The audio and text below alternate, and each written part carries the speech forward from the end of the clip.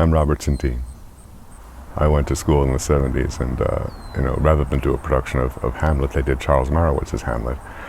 And I didn't know really a lot about Shakespeare as a freshman in college. And I played Hamlet in that crazy mixed up version that Charles Marowitz did.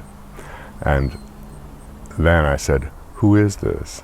What is it? It took me a year or so to process what I had done.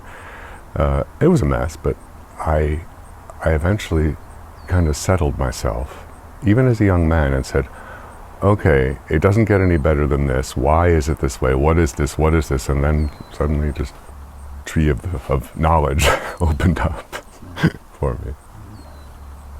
I was a good student, but I had no focus. And when I discovered Shakespeare, to make sense of it, I must know so much more about the world. And so I thought, well, okay, what are these plates that they engrave? What are these woodcuts of Shakespearean productions? Why are they like that? What do they know? What do they know? And they're always finding out more.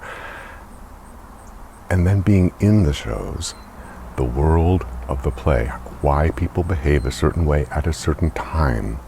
They are historical plays for us now. Or the ideas, the philosophies are historic and very important. They come down to us through the ages. He knew how to synthesize so much. Well, I grabbed a hold of his words and spent a year at the Victoria and Albert Museum in London just looking at objects so I could understand the history that I was talking about when I was doing these roles. It's been my education. It's been the reason I learned about art history.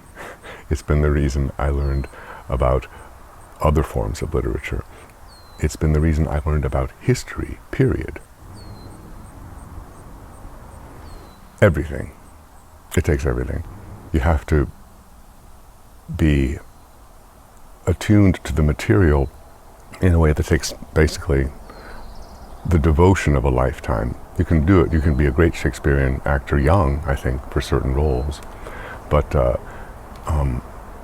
over time, the more you learn about the world of the plays, why they were written, in the milieu they were written, the time, the history, the personalities, what they had for dinner, where the sewage went at that time. You have to know so much more, always.